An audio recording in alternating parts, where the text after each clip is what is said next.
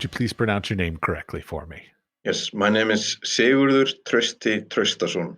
And you are the head of collections and research at the Reykjavik Art Museum. Am I correct? That is correct. Yes. Marvelous. Okay, good. What is a head of collections and research and a broad scope sensibility?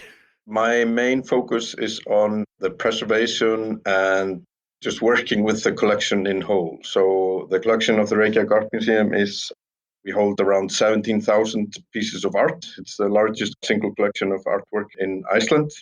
There are three main pillars in that. So there's the collections of Erró, who's one of our bigger contemporary artists, and then Kjarval, who is the most famous landscape artist, and then Ásmundur Sveinsson, who is a sculptor, very prominent and a pioneer in sculpture in Iceland.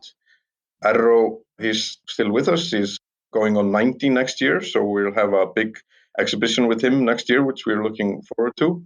But Kjarval and Ásmundur are both born in the 19th century, and that's more of like traditional works. But all three have it in common that they donated their works, kind of their life work, to the Reykjavik Art Museum. And then the rest of the collection is various Icelandic artists. It's probably 98% Icelandic artists. All right. So, first of all, you brought up preservation. I'm a huge advocate of archival materials. How much of that kind of processing stuff do you deal with on a day-to-day basis? Like, were some of these artists using archival materials? Is that something that's a very normal thing in the Icelandic region, or do they use sort of whatever they can get their hands on? Well, especially Ásmundur. I mean, we have one work which is made out of a bathtub and then these pipes and everything. So it's a sculpture that he made like that. He used whatever he could get his hands on. And the same with Kjarval. He never stopped working. He was always scribbling. And we have, for instance, a thing we got into the collection last year was a gift, like a barf bag from an airline, which he had drawn on, like a little landscape.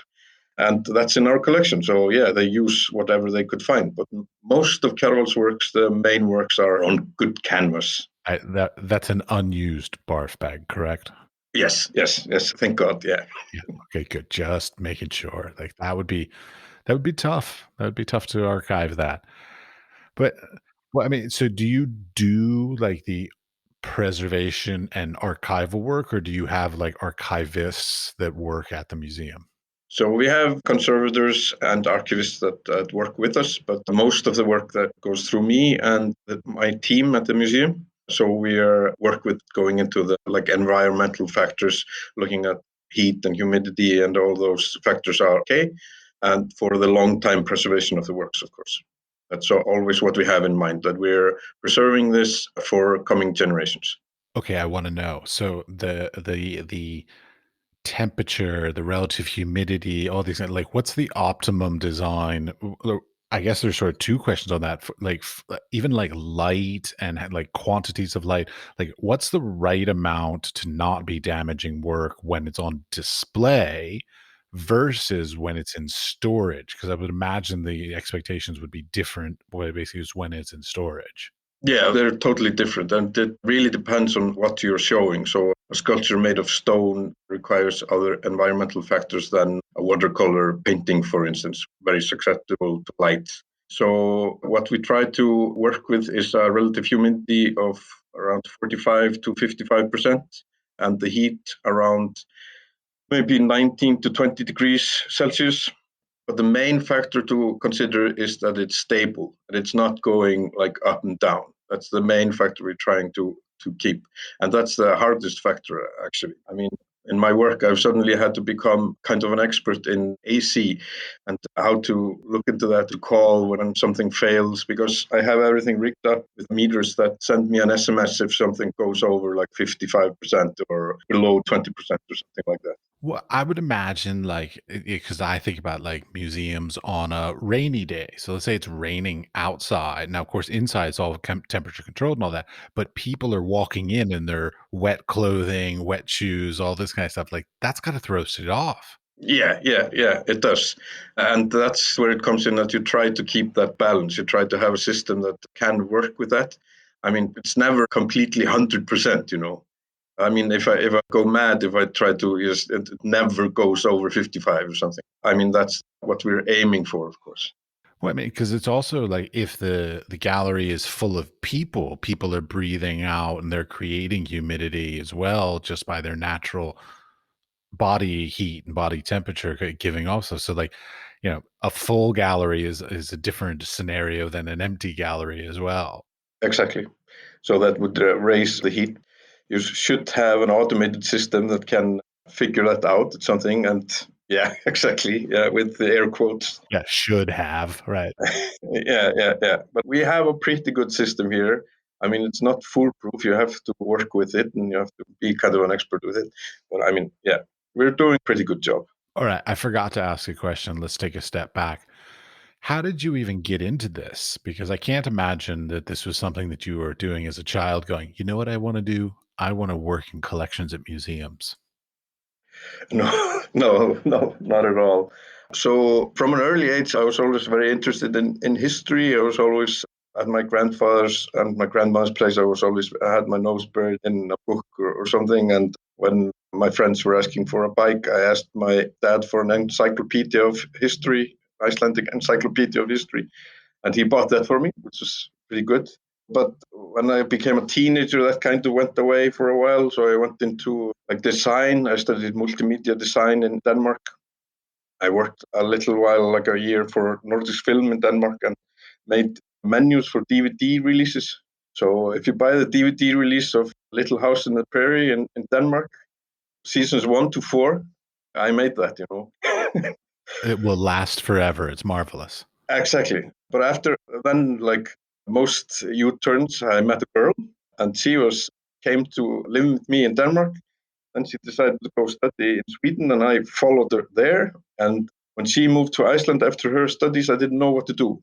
So I'd finished this multimedia design work, but there was it was hard to get any jobs. So on a Friday, I sent a message to the university here, and I got to enroll in history because there were so few people that applied that they just let me in. And I started on a Monday taking a history BA.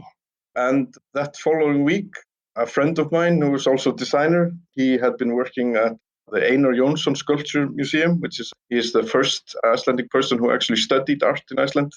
And he said he was leaving his job if I wanted a job with school. So basically, in 1 week, I just completely switched what I was doing. I started working at the museum. I started studying history. I used my work at the museum as a basis for all my like project works in the history degree. And then I started taking some extra classes in something called museum studies. And I saw that all the books were written by the same people from this University of Leicester. So I just applied there, went there, and that's how I got into this. I mean, it's just kind of a ball that just started rolling, and I found my place. It was I didn't foresee this at all, but I love where I'm at now. It sounds like fun. Like I told you before that we recorded, like one of my first internships in high school was actually working at the Smithsonian's, I want to say it was Natural History Museum, working in their collections. And it was just so much fun to just like wander in the back and just open up drawers. And oh, it's just such a joy. Yeah. I mean, that's exactly what I found when I started working at Einar Jónsson Museum. I mean, I did everything there. I did everything from scrubbing the toilets to greeting guests. Because, I mean, there were two persons working there while I was there. There was me and then the director of the museum. It's gotten a little bit better now. The director was really happy with allowing me to do basically whatever I want. So I just went into the storage. One day I found like this cardboard box, didn't know what was in it, and opened it. And it was actually letters from Einar's parents to him when he was in school in 1893, and something that no one had ever found. It wasn't registered with the rest of the letter collection. So I got a job just going through those letters and writing them up and everything. So and that was a project I used for school as well. And I have an endless kind of curiosity. And if I can sink myself into something like that, I'm gone for days. It's amazing the amount of stuff that are in museum collections, not even museum, any collection, a personal collection that people forget about that like just is just sort of lost. I mean, it's there physically, but people sort of don't remember that it's there. It's amazing the amount of stuff that still could be researched more and cataloged better and whatever else. Yeah. And like in my job now, I oversee all the public sculptures in Reykjavik. So there's 184 of them or so. I got interested in the Jónsson Museum as well. The first public statue that was raised by an Icelandic artist was in 1905 by Einar Jónsson, like poet laureate Jonas Hallgrímsson, who's like a big historical figure here in Iceland. And it was thought that this statue, like original, was then lost because it was cast in bronze. And I'll send you a picture of myself. And I actually found the head of that statue, like plaster. So the artist actually kept the plaster head. And I have the biggest smile on my face with the head of this statue. So it's like finding treasures, like an Indiana Jones thing, you know. I was gonna say, so like you play a little bit of Indiana Jones or going out and researching and finding X marks the spot kind of stuff? Yeah, exactly. It's a lot of fun to do that. And I've been for years trying to dig up one of Einar Jonsson's statues, which he gave a person in Philadelphia. I haven't been able to find them, but I've contacted a lot of relatives and they don't know where it is. But I'm still keeping hope for it to pop up somewhere. Interesting. So okay, so I'm still sort of trying to get my head around exactly what your job is now, because now you're like Indiana Jones traveling the world kind of stuff. I was picturing more like meetings and spreadsheets and things like this. Yeah, sadly, it's mostly like that these days, though. So it's 95% that it's meetings and spreadsheets because I'm the head of the department. So it's mostly Excel and numbers. I mean, really good people that work in my department, they have kind of more fun job of working in the storage themselves. But I try to take a day here and there where I can put on my white gloves and open up some crates and trying to figure out how to store this better. I love that. Tell me more about the storage. I it's one of my obsessions because as a practicing artist myself, I'm always wondering like how should I be storing my stuff for the future properly? And then of course B like once it gets into a collection kind of thing, like how do they store it properly? Now I do works on paper. It's kind of obvious really what I'm supposed to do. But what do you all do? Because the other part of that too is like the sheer volume of space that you must take up with just like things that are not on display, but you still have to store safely and properly. That's a lot. Yeah. So the analogy that we just show the tip of the iceberg is often thrown around in the museum world, and that's completely true. Like on show now, we probably maybe have around 600 pieces that are on show, and we have 17,000 pieces in our collection.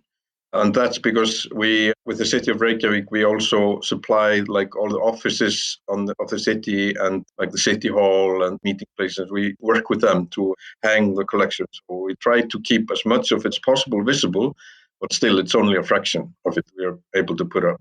And at the moment, we have 3 storage areas. There's one in Wait, don't tell addresses though. We don't want people stealing the shit. No. I want. So the Reykjavik Art Museum is housed in 3 houses. So it's Hafnarhús, our harbor house, which is in downtown Reykjavik. Then it's Ásmundarsafn, which is the home and studio of Ásmundur Sveinsson, which we talked about earlier. Then Kjarvalsstaðir, which is kind of a pavilion in a park and an exhibition space dedicated to Jónas Kjarval, painter. So, and in these places, we also have storage as well. It's very secure. Then we also have like a satellite storage. Yeah. So do tell, what's your security measures? I'm totally kidding. Well, infrared. Yeah, I know. Biometrics. Exactly. Yeah, it's fingerprint or eye scanning. Okay, wait. Do you actually go that far? Do you really have like eye scans? No, sadly, no. Oh, We have like these laminated cards that get us into the doors. I feel like it should be more like a biometric eye scan thing. Like, I mean, come on. It's like it's the history of a nation. It should be protected better. Oh, I'm totally with you there. I mean, things could be better in that aspect, but I think we're doing pretty good. Armed guards? Do you have an armed guard out at the side of the collection or anything? No, no. No. God. You should protect your culture better. Yeah, we don't have any like Van Goghs that cost $100 million or something like that. Yet. Yet, exactly. We have artists that are going there, like Ragnar Kjartansson and Ólafur Elíasson, who are big stars now. So yeah, we're getting there as well. And we have works by them, of course, in our collection.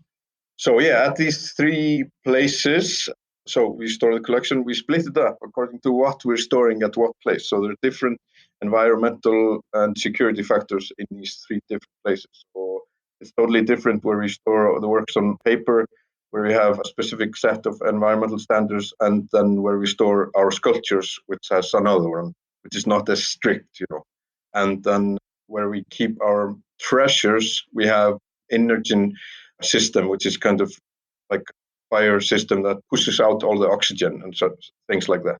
So it's different levels of security and environmental factors.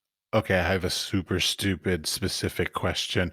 When you're talking about, like, let's say works on paper or paintings, do you store them vertically or do you store them horizontally? Depends on if they're framed or not. If they are framed, we hang them in racks or keep them in racks that we have. If they're not framed, they're on paper, we have them in like acid-free, like folders that are in shelves. Yeah, clamshell boxes. Yeah, exactly. Yeah. Okay. I'm always wondering about that because, like, I have some works that I keep vertical, some that I lay flat, and I'm like, "Oh shit, should I be not doing it that way? Should I be doing it this other way?" I never know what the right way to do it is. No, basically, if it is framed, I would always hang it. If it's not framed, you would lay it. And acid-free tissue paper and acid-free folders are your best friend, and acid-free boxes as well. So they don't give off any gases or anything that can affect the paper. Sorry, I'm laughing under my breath. That because like there was a point in my career where I was like, oh, you know what I do need to do? I need to put everything with glycine between it and put it in like nice archival clamshell boxes, all this. The price of me having to buy all of that shit probably cost more than the artwork that I put in it because that stuff's not cheap. Not at all. That's very true. Yeah. Man, I was just like, fuck. Mhm. Do you all, like, have a guy in Iceland that does this, or do you buy them, like, somewhere else and ship them in? We mostly ship them in. There are a few companies that buy, for instance, from Denmark, and we buy from them. Yeah, I'm just wondering because 'cause I'm like, that would be a really great profession to get into, designing archival, pH balanced boxes. Yeah. I mean, it's an interesting field if you can get into that. Also, like I follow a few companies on Instagram that make display cases and all kinds of this and make these art storage boxes. And of course, I follow Art Handler Mag, which is a great resource to seeing how you should not do things. It's just like art handlers making fun of each other, basically. I love that. So yeah, that's where I kind of nerd out. I try to find the different collection departments and other museums that are actually putting out videos or putting out content. And I should actually try to be more doing that a bit more. I mean, I'm doing a podcast now, so someone will probably listen to this. Hey, that's a step up. Exactly. Okay, but, like, I'm even thinking, like, I obsess about containers. I don't know where this fetish came from, but I love a beautiful container for a thing. Like, I'm a sucker for packaging and design when it comes to, like, buying stuff. My wife hates it, but when it comes to, like, storing artworks, are there sort of standardized materials that are used that are sort of the right because, like, I would imagine a marble sculpture, let's say, you could pretty much just store that in anything because there's nothing that's going to physically damage that as far as a storage material.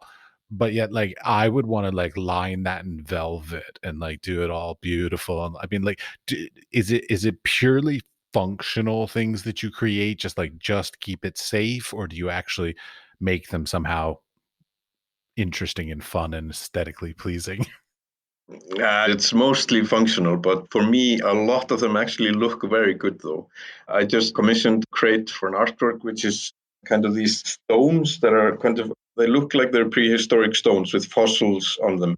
And there are like 10 of them, I think, or each is like this big or something. I can't say this big. No one sees this. Yeah, this big. Can't you all see how big he's saying? Yeah, exactly. It looked like you were doing like maybe about 20, 30 centimeters or something, 40 yeah, centimeters. 20. Yeah, that looks about right. Yeah, I'll go with that. Yeah, in width. And we made a crate with shelves for each one. And each shelf is lined with foam. And then we package all of the stones in cloth as well, you know. And it's really cool, like you roll out each shelf if you're just going to show one of them or two of them. And that crate is very aesthetically pleasing. Okay, I'm gonna nerd out with you on this for a minute. So when you say foam, what kind of foam are you talking about? Because I know some foam gives off horrible gases and is really bad, but there are other foams that are better. Like right now, I'm sitting in my little podcast thing, and I've got like our acoustic foam, but that would not be appropriate because it gives off horrible gases. So like, is it? Are there particular mediums? So, and then you even said wrapped in a cloth, like linen, silk? What are you doing here? Yeah, it depends again on the works that you're storing. It's always for every case you have to look at what you actually have. So for the sculptures that we do these foam stands for some of them for the smaller sculptures, and then we have acid-free linen that's washed and that isn't dyed at all. That we wrap around them or we create bags, kind of like these head bags that we put over them, and then we just tie them off with string so they don't fall off. But it kind of really depends on what you have, what material you use. I mean, we have a book that we just look up in. Yeah, okay, that's this material, and then we can just. So, collections management book, I often look up kind of my Bible. Wait. There's a book. Wait, what's this book? Give me the full title of this book again. I don't remember it at the moment, but I can send it to you so you can link it. Please do. I will link it in the show notes. It will be marvelous. I want to know what this book is because, like, that's the kind of thing. Like, this is the kind of knowledge that I'm looking for. The knowledge that like isn't readily available yet. We all should be doing. Exactly, exactly. Drives me nuts. Yeah. Anyways, all right. So when it comes to your so one of the big things I think about collections is a lot of like okay, you said you had 17,000 pieces in the collection, but only 500 on display at any given moment. Yeah. Digitization. It's a huge thing these days. Are you doing it? Yes. We're doing okay with that because we have images of all the works that we have, but some of them were taken kind of in maybe early 2000, and now I can't use them. If I'm going to print something, I can't use that. It's like a stamp size, you know. I don't know. Yeah, Yes, very low resolution. Yes. exactly. So I have to do them again, and we were very lucky. Past half year, we've had a photographer working full time at the museum who's actually been just working upwards from the year 2000 and up to fix all the images. And there's a company here we're being in talks with to like 3D models of some of the outdoor sculptures as well. Well, and that's what I was going to ask about was like, is it just about making an image? Because like, for me, like again, I have the weirdest fetishes I know, but like, I love the backs of paintings and like all the little details on the backs of them, the screws that they use, the nails, the little scribbled things written on the back, whatever. These things are really amazing to me. So, like, are you doing or are you intending to do at some point like a 3D rendering of like even a two-dimensional work to be able to show the backs and all this kind of stuff? We haven't done that for two-dimensional works yet, but we have a few works in the collection which are interesting in that way that the artist maybe painted on both sides of the canvas. So obviously we've taken photographs of both sides, and for a couple of them you can look everything up from our collection online. I'll give you the link to that to put on as well. And for some of those works, you can look at the backs as well. For instance, for many of the older works, what they used to do is that they put like little stickers or something about which exhibition the work had been on. And what actually makes an artwork or an object in a museum valuable is the information about it. So if we don't have any information about, say, we're in a historical museum, if we have a mug, it's just a mug. But if it was the mug of Abraham Lincoln, it's kind of more interesting. But if that information is lost, the value of the object is a lot less. The collection work is a lot about collecting information and storing that in the right place. We have a database system which stores all the information about our collection. A part of that is then the public can look that up online. A part of that, yes. Okay, but one thing I always wonder is with museums in particular, you all have insane budgets. I mean, don't get me wrong, I'm not criticizing. Okay, I'm just saying you have these very large budgets. And then as technologies advance, you're then sort of obligated to then like utilize the new technologies and stuff. I feel like while digitization is amazing and it sort of equals it out. So, like, literally anybody in the world could have access to these things to do research or to do whatever they need to do to, look at the works. That's really expensive to do. Yeah. Well, I would love to work at one of these museums with insane budgets because I don't have. Oh, yeah, you're not in an insane budget museum. No. So, for instance, our storage spaces are all completely full because I sit on all the acquisition committee meetings. So I take the notes for those. And I'm always thinking, please don't buy that. That's too big. I can't store it. That's kind of a problem for us. Well, wait, okay, I've got a question I want to know about. So, like, when I picture the storage space in a museum, which I've only been into one or two, I picture like the end of Raiders of the Lost Ark, like a big, stacks upon stacks of boxes upon boxes. Like, are you literally like storing things like to the ceiling in boxes, or is it like all one level, easily accessible? Like, how organized is it like that? It's as organized as we can with the space that we have. It's kind of like Raiders in the Lost Ark. We have one storage space which we store our sculptures that has 7 meters high, and we store things to the height there. But I mean, in between, like where the space is most often free. But I mean, when you're working for exhibitions, you kind of hurry maybe and you put something away that you have to put in the correct place later on. So things can get a bit, you have to tidy up after exhibitions, for instance. It's a non-stop work. It's a kind of a non-stop cycle with exhibitions because we work very closely, of course, with the exhibitions in that way. Okay, you brought up acquisitions committees. So fascinating. So you're on it, but do you have any say in it other than we can't store that because it's too fucking big? I mean, like beyond that, do you have any say in any of that kind of stuff? No, I'm just there as like they can consult me. I work kind of work for the acquisition committee, and I take the meeting notes and things like that. So I don't have a say in what is bought. And no, but I of course can consult on things and can tell them how things really are. But there are other factors that are decided by the acquisition committee: what is bought and what is not. I have not personally been to the Reykjavik Art Museum, so let's keep that in mind. I will be traveling there next year, by the way, and I hope to meet you when I come. Yeah, yeah, we will be very welcome. Marvelous. And what's the breadth of it? So, like, is the Reykjavik Art Museum like an entire historical nature of art throughout the history of Iceland, or is it more contemporary? Is there another museum that's more like historical art objects and artifacts, or so like what's the scope of your collection? So it's more contemporary with the Reykjavik Art Museum, except for the collections of Kjarval and Ásmundur Sveinsson, which go a bit more back. But the main collection is probably from the 1960s, 1970s, and onward. And then there's the National Gallery, which is more on the historical part. But then we also have kind of a different focus between our buildings. So in Hafnarhús, which is downtown, it's more contemporary art shows, and that's the main focus there.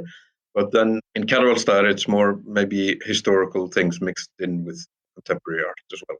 So years ago, we had an exhibition of William Morris and things like that.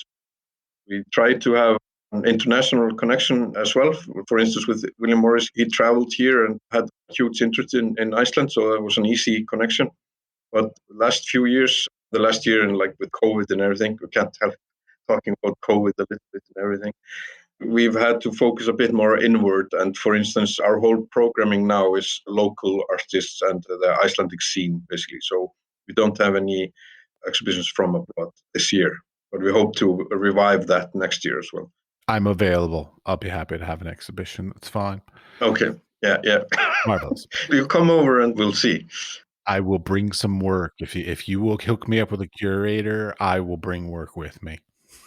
Now, another part of your title though is research. So what give me a little scope and understanding of what that aspect of your job entails. Yeah, so we have a huge, well, maybe not huge compared to a lot of museums. We have a big archive which concern all the artists that we works by. And for instance, we have almost a complete archive of Ásmundur and Kjarval, and then contemporary artist called Magnus Paulsson, who is still working though. So the research part is a lot in allowing researchers to come in and use this material, kind of putting that material out there so it can be available for researchers and for kids in from all levels of education up to the universities, of course. And then, of course, all exhibitions, there's a little bit of research behind all exhibitions. And we try to make it so that all the exhibitions, they leave something behind. They're just not temporary things that you come and see, but you can build upon them. And we, for instance, on our website, you can look up all the exhibition pamphlets and everything from since the Reykjavik Art Museum started. So if you're interested in researching Icelandic art, it's a very good place to start there. And now recently we got a grant to start a research position at the museum, which we're very happy about. So yeah, well, we will put out a call and everyone can apply because he pointed to himself, of course. So that's what you're missing. Thank you for clarifying that for the listeners. Yes. Yeah, I mean, I would that would be an amazing job to be a head like the head researcher. Oh, that'd be so much fun. Yeah. Well, okay. Well, just as a little thing, okay, stupid thing, because this is a worldwide podcast and people listen to it all over the world. Like, can anybody apply to work? Because I mean, from what I understand, so keep in mind, this is my stupid foreigner perspective. The Reykjavik Art Museum seems to be funded by the government, and I would assume that like a working ability to speak in Icelandic is probably important to a job there. So unless you have already have a pre-existing knowledge of Icelandic and or let's say residency or property or whatever in Iceland, probably not going to be getting a job there. Okay. So first of all, we're funded by the city of Reykjavik. So if a Reykjavik official is listening to this, we're funded by the city of Reykjavik, not the state. So just so my bosses won't get angry at me if they're listening. Excellent clarification. It's good. Yeah, and I should say that, yeah, we are well funded. I'll say that as well now, but just to go back on that, we're very well funded. It's very good. Everything is fine. Things are good, but they could be better. Oh, don't kid yourself. Everybody can be better funded. I mean, I've never met a single person in the creative industries that goes, "Oh, you know what? We have plenty of money." Yeah, yeah, we can do whatever we want. That just Yeah, doesn't happen. No, no. Unless it may be a private museum. I could see them being fully like, no, we don't need any more money. But a publicly supported always needs more support. I mean, I will say that if you won't. yeah, yeah, yeah, that's true. Like the foundation museums, they're probably pretty good. Maybe they should donate something to us. But anyway, the language is a barrier, of course. We have on staff, we have a Canadian researcher now or curator who's working with us. He's been living in Iceland though for the last 10 years, so she speaks Icelandic.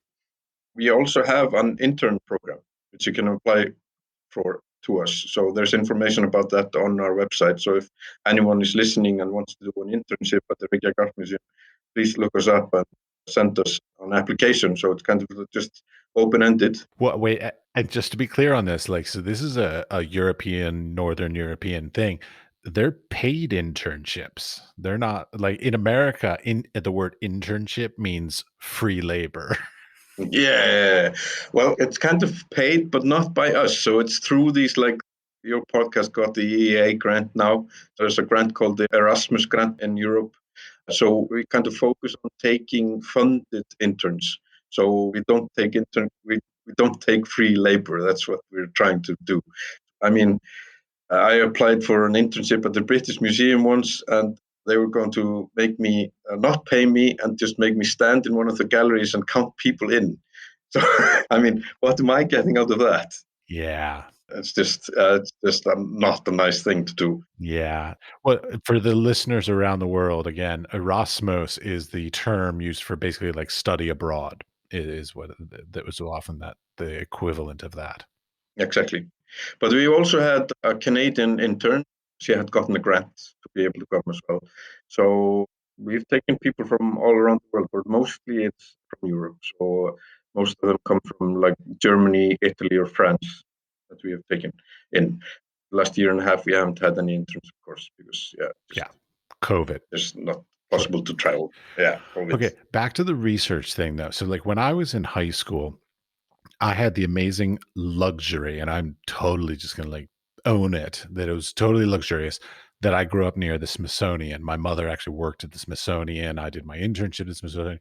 And when I was doing an art project in high school, I got to go in and literally like request to get like a Van Gogh print or a Munch print. And I literally got to go in and handle these things as a high school student because I just asked to. I was like, "Hi, I'd like to do this." And they were like, "Sure, no problem." I'm like, "Holy fuck." So these research opportunities, do you need any credentials to be able to access? Like, so like if I showed up at the Reykjavik Art Museum, can anybody sort of have access to any work of art to do research on, or do they have to have like academic credentials or anything like this? Well, I mean, if you have a good reason to see it, and if you have like a research project, or anyone can send us a request. I don't think I've ever said no to a request like that. So it's been everything from high school students want to see a work and take a picture of it for always pointing to themselves Yes, I did. for a project or anything. Yeah, because I want it to be open and I want it to be available. We're in service of the public, and we're keeping this for the citizens of Reykjavik. So it's their works, so they should be able to see them. But I mean, if you come in and you want to see 150 works by this artist, and you want to see them on Monday, I'm going to say no to that. I mean, it has to be. There are limits, on what you can get. Right. So, I mean, okay. So let's say like somebody wants to do some research and they want to come to the museum. What would you say? A month's notice, 2 weeks notice? Like how much notice to make you feel comfortable? If it would be 2 weeks' notice, I think that would be enough, unless it's a really large ask or a really large project that you're doing. Right. Or like a sculpture that needs a forklift or something, right? Yeah, exactly.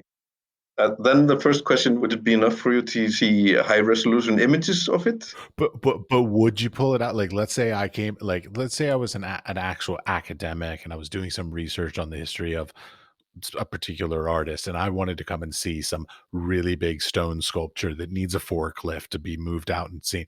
Would you do it? I think so. Yeah, All yeah, right. yeah. I think so. I try to accommodate people, but we'll see when it happens. We'll see if I'm in a good mood or not. But yeah, of course, you want to, especially if it's an academic that's doing like legit research, of course. Okay. And I have a question about that.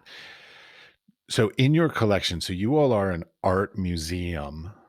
Do you have only the artworks, or do you have like, 'cause when I'm thinking about it is this, okay, so like let's say there's an artist who they have an estate and they die and they donate it to the museum.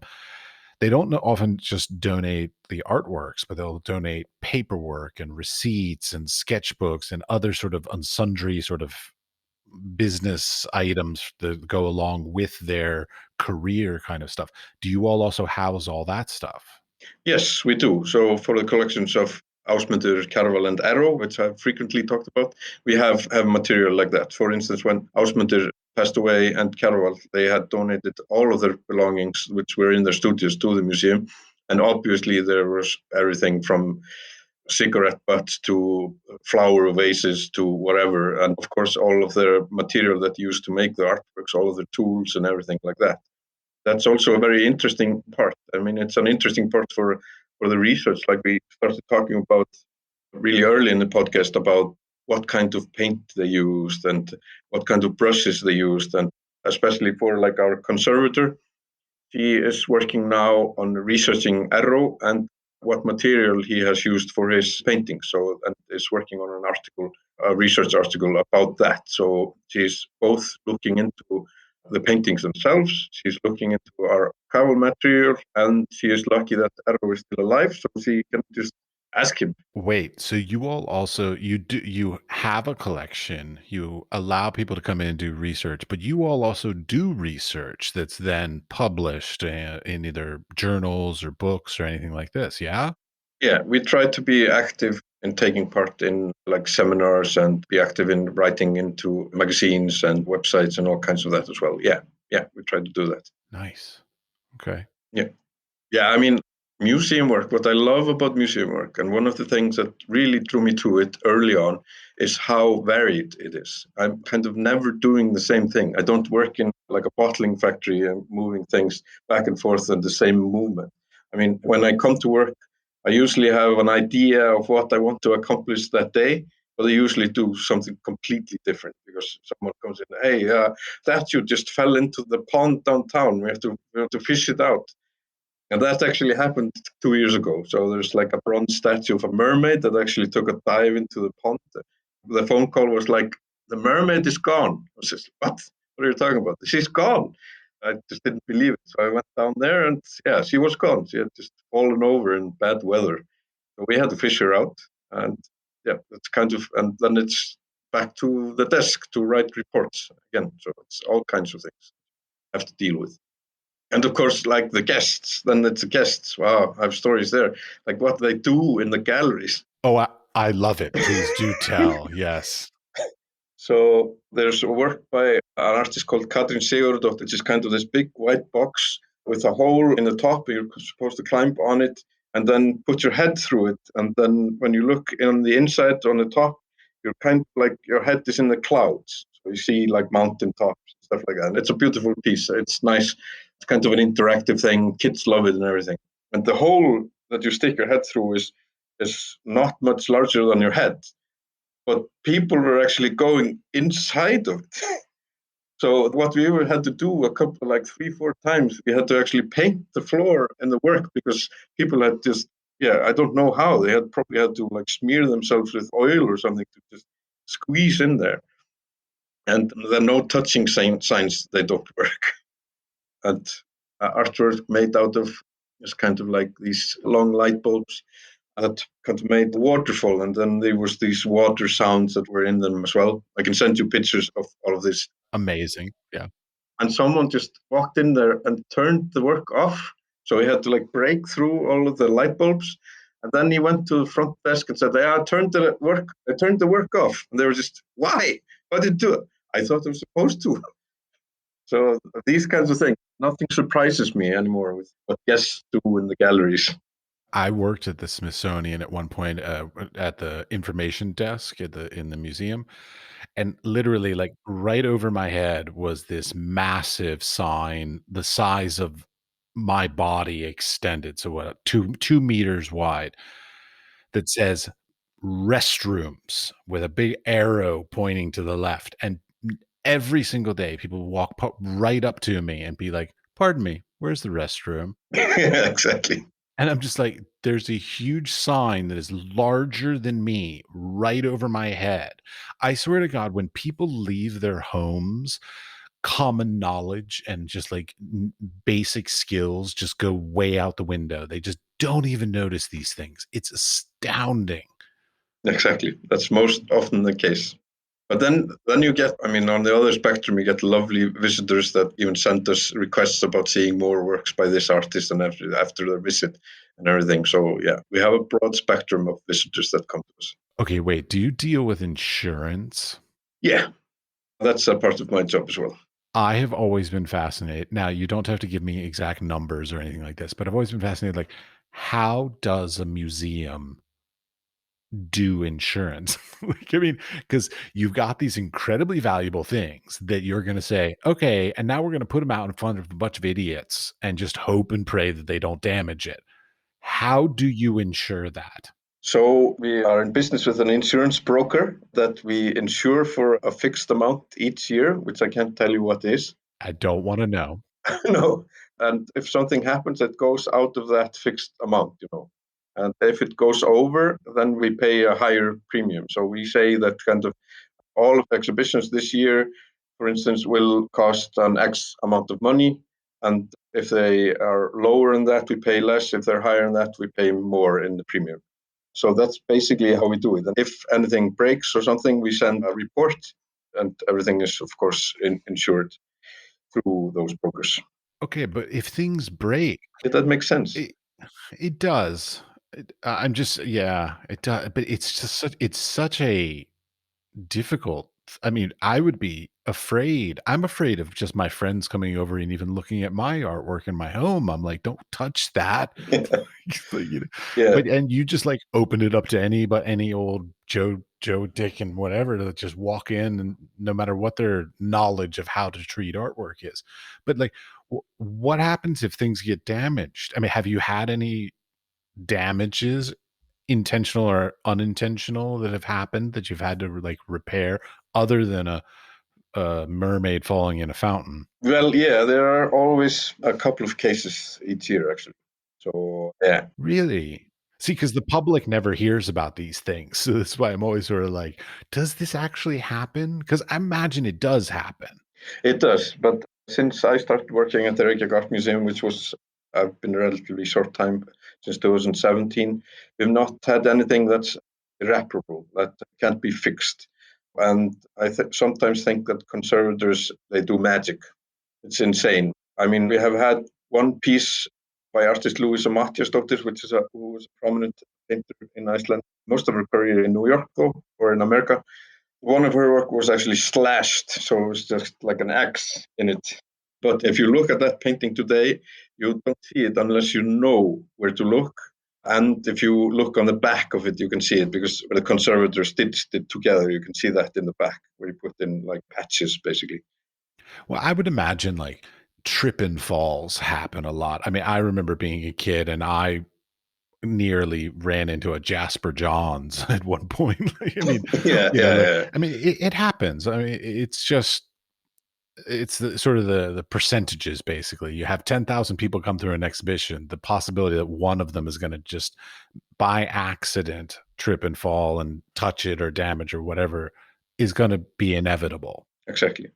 But on purpose, it's hardly ever happens. But it does happen, but we haven't experienced a lot of like malice, someone that comes just to destroy something, But accidents, they do happen, and also curiosity. It happens a lot. That it's like they really want to touch it. I'm one of those people. I so want to touch every piece of art. I want to like feel the brush strokes, and yeah, they would kill me if I did that, I'm sure. Yeah.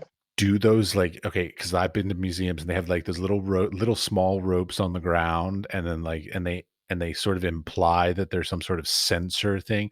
Are those things real? Like, could I actually touch it?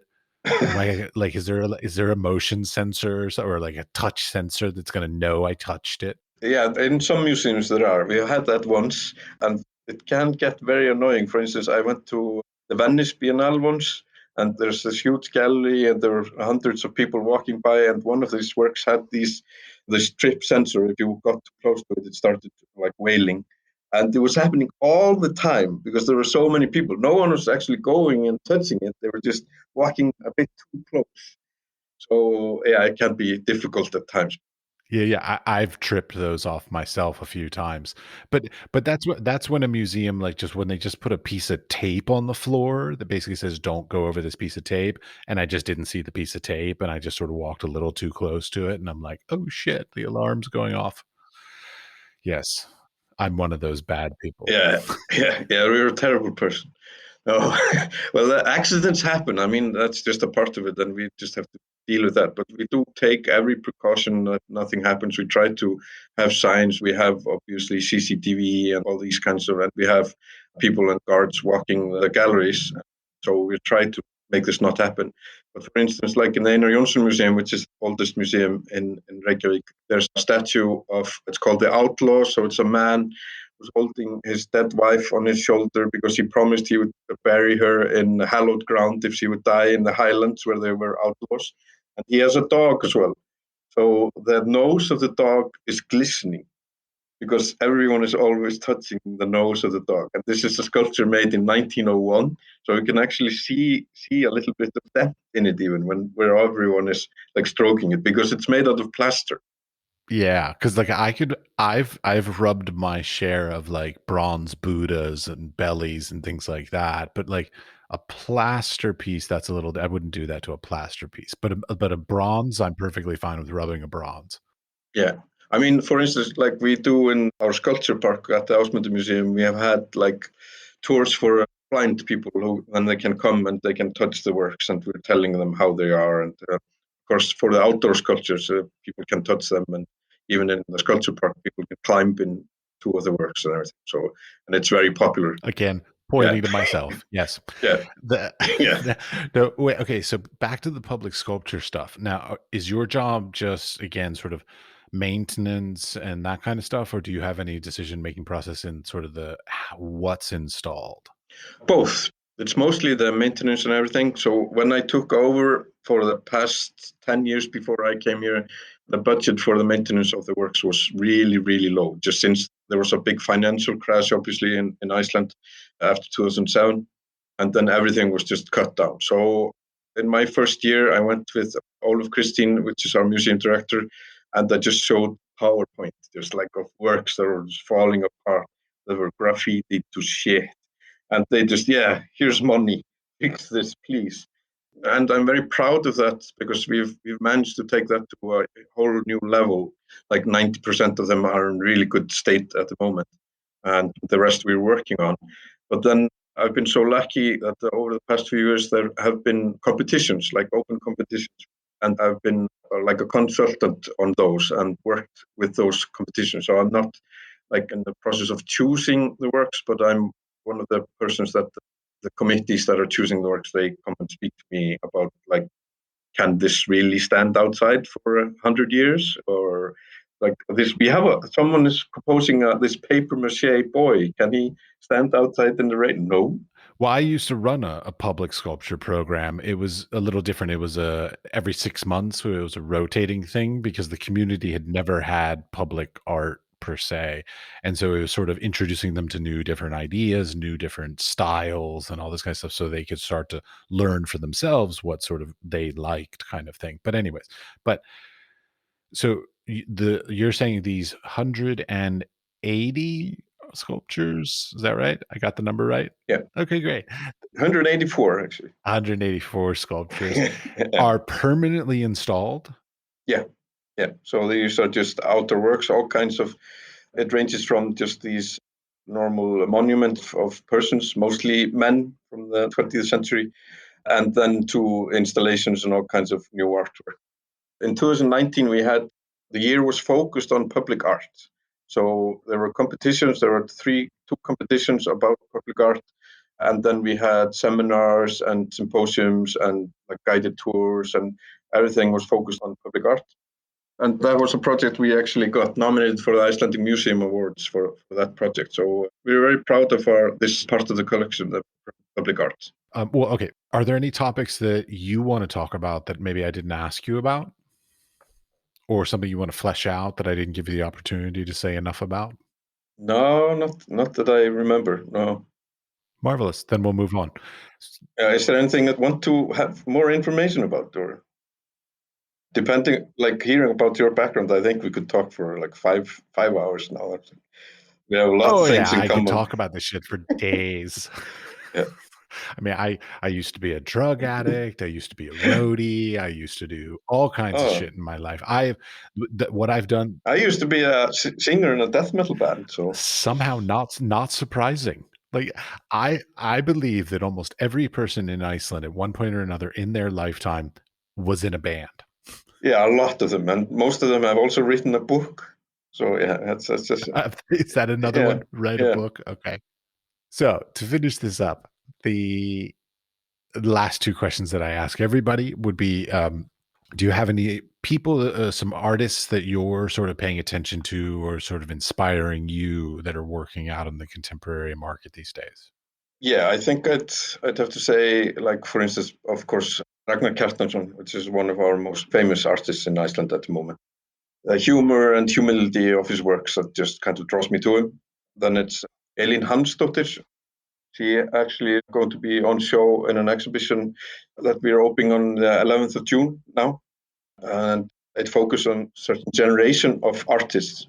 So who were born like maybe 79 to 87 or something like that. What I like about her is that she looks into like old movie magic, how things were doing with first perspective and all these kinds of things. Like if you look at the old Chaplin movies, how he like hanging off these rails or something, how they actually did that without endangering his life, you know. And she works a lot with that, with illusions somehow, and I love that. She's doing kind of the work that she's doing now in the galleries is kind of three different miniatures of the gallery in the gallery. So it's really cool work. Yeah, it was the movie Eternal Sunshine of the Spotless Mind. They did a lot of forced perspective stuff in there. Absolutely gorgeous. All done. Exactly. Love it. Yeah. So like just practical effect. I love that stuff. So not computer generated, but practical. I love it. And craftsmanship in that, you know. And then I'd say Sigurður Guðjónsson, who will be our Icelandic person who will be showing at the Venice Biennale next year. He works in video, and yeah, we just have to see them to appreciate it. Fabulous. Brings up a question I totally forgot to ask. I'm always interested, like, so technologies are always advancing, as you talked about with like digitization of works from 20 years ago is useless. Now, when it comes to like having digital artwork in a collection, so video works or any other sort of digital filed work, do you all like update the technology every like 10 years? Like, so if something was done on like a laser disc, like, do you transfer it to an MP3 or like, do you all actually do that or do you just keep with the original production thing? It depends on what the artist's guidelines are. So, like some artists, they specifically say that this work can only be shown on a certain type of device. And then we follow those guidelines and we try to have that equipment available. And it's always best if we have like dedicated hardware for a certain work. But that is most often not the case. So we have to like use the same hardware for a lot of different works. But yeah, we try to follow the artist's wishes on that. But then sometimes we can, if the artist is alive, we can ask them maybe, can we project this? Do we really have to show it on 16:8, like 433 monitor? So, like I've been saying over and over again, it's just like depends on the work, on each work. We just have to look at it and then decide. Well, but like I'm even thinking about like let's say what right now would be video work. So video work oftentimes is put onto a USB drive, and then basically that USB drive is just plugged into a projector of some sort and played. But 20 years from now, USB drives are going to be outdated and useless, and there are not going to be any projectors with USB connections in them. So it's like, like whose responsibility is that to sort of update artworks that are based in technology? I mean, I understand you're saying that it like you try to be faithful, but let's say the artist didn't give you any guidelines and you have something in the collection and like let's say it's a I don't know, Betamax. Like I'm trying to think of some horribly outdated thing, an 8 track, something you can't get a player for. Will you, like, update it and put it onto a newer technology? Is that something that collections do? Is that a normal practice or not normal? Yeah, that's a normal practice because you're always thinking about how you can preserve the things for the future. For instance, if something was on 8 track, we would maybe try to get an 8 track player and record that on a digital medium. And what we do is that we store everything that we get. If we get a work on a USB, we put it on a hard drive. Then we put it on our collective hard drives in the city, and those have like a very strict backup policy. So it's kind of like just putting in the cloud, you know. Which was gonna be my next question, which is, like, how many redundant backups do you have? Like, I'm obsessive about this. I have my stuff on my hard drive on my computer proper, and then I have 2 backups. It's like so I have a hard drive backup, and then I generally have, like, an SSD backup of the backup kind of thing because, like, you just never know. Like, because technology just fails, like for whatever stupid reason, it's not like you spill something on it. It just fritzes and you lost it kind of thing. So like how many how much or how many backups do you need to for you as the head of the collection and research to feel comfortable that you have like sort of backed it up enough and secured it enough? If I think, I mean, it would be the original, so it would be the on the USB, keep it there. There would be a copy on a hard drive, an external hard drive. There would be a copy on maybe a Blu-ray or DVD if it's work, and then it would be on that, yeah, backups of it on different spaces. I mean, it's hard as well because like the last video work we got from Ragnar Kjartansson is 300 gigabytes or something. It's like an 8 series video work, like 8 different views. And I mean, it's huge. So like when I was asking for more space from the city, they were just like, what? I got a terabyte extra that day. I was very glad. Well, I mean, that's one of those things too, is like it's really hard because like I even look at like YouTube videos, like YouTube compresses, and then oftentimes people steal it from YouTube, which then compresses it again, and then people will re-upload it, which compresses it again. So like it's really hard not only to like have that original file because they're generally, the highest quality an artist can make. So it's generally a very large file size. And then to, to have multiple copies of that, that's a ton of hard drive space that costs a lot of money. Like, God.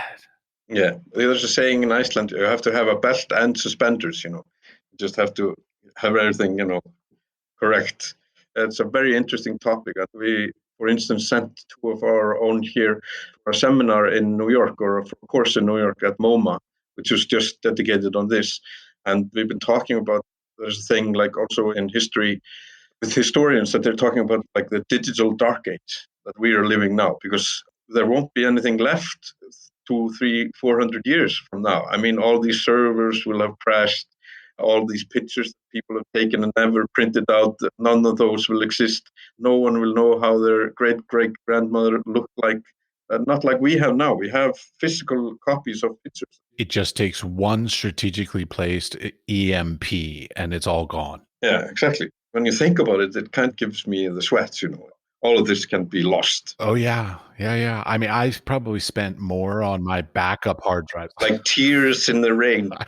I've spent more money on backup hard drives than I have on like computers just because I want redundant backups and then of course like your backups like I have a backup that still has like a SATA connection which of course no computers have that anymore. So I can't even get like even if I needed that backup, I can't access it. But I'm sure I can find a computer with that. But Yeah. I started this a bit early on, even before I went into museums, because I had like these zip drives, like with these spools. Like, yeah. Those were. I have no way of. I had jazz drives and Exactly. Yeah. I still have optical disk drives, like the ones that are like cases with basically a CD inside of it that you put the whole case inside of a drive. Like it's ridiculous. But I still have those files.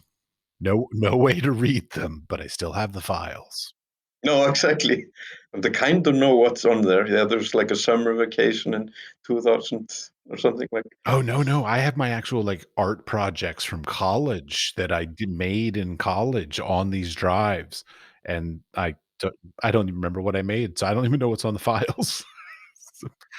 But I still have the files. So yeah. All right. Um, Last bit is advice. So specifically what I'm interested in is like for you, for like the next generation of people that want to work in collections at museums, like any advice about career choices or things to stay away from in career choices. If you want to make a lot of money, stay away from museum work. But if you have the passion for it, it's great. I love coming to work. I was just talking to a coworker early on. We were sitting outside eating our lunch. I love coming to work. I'd say that for someone who's looking into this is just don't be afraid to contact persons at the museums you would like to work at. I mean, most of these people have such passion for their work and for what they're doing that they want to share it, and they at least I love it when people come and contact me, like students asking for advice or asking to do projects at their school. Like all of my projects that I did when I was in school were rooted in like real projects. So there were 4 museums. And I think that's a very good thing to do. Just try to get contacts and do like real projects and not to be afraid to contact people at the museums. Okay, wait, last little bit then. When I think of museum people, I think of curators because, of course, they're the sort of the public face of most museums. And they're often very specialized, like I had one curator that like specialized in like Russian propaganda posters from 1940 to 1960. I mean, like stupid, like very esoteric, like little minutia kind of things. It sounds to me like your field, your sort of career choice is the opposite of that. It's you just love everything. Yeah, I'm kind of a jack of all trades, like master of none, but jack of all trades. Isn't that something you say, So that's what I love. Like I said before, it's the variety. And I mean, I would say that I'm kind of, if I was a curator, I would be focused on Einar Jónsson, the sculptor, because I'm also the head of board there. So that's kind of my kind of little, a bit insane about him since I worked there. So that's my focus. Wait, I'm sorry, you're the head of a board also? Yeah, chairman of the board at Einar Jónsson Museum. Very impressive. Very nice. Anything else that you want to talk about? No, it just has been a lot of fun. I'd like to do it again. Okay. Yeah. Okay. Well, I will be coming to Iceland next year. So my plan is to like gather up all the people that I have as guests and maybe we'll all go out to dinner or something like that. Oh, that sounds lovely. Please contact me and I'll even show you in museum stores so you can see how they are. Do that. Do a little tour. I love doing that. Like you have no idea. I still remember going into the Smithsonian and I got to see an Edvard Munch print and they let me like put on the white gloves and they let me like pick it up and like look at the back of it and like take notes on it, all the policies too, like I couldn't have a pen while I was in there doing the research. I could only have a pencil, exactly, which I thought was at the time I was like, that's weird, why did that? But now I totally understand. Mm-hmm. Yeah, I mean, it's like what we talked about earlier. You never know what people are going to do. No, yeah, but it's a museum where you can do research on the stuff where the public stuff is basically publicly accessible. I absolutely love it. So, all right. Well, thank you very much for your time. Yeah, thank you. Thank you. It's been great.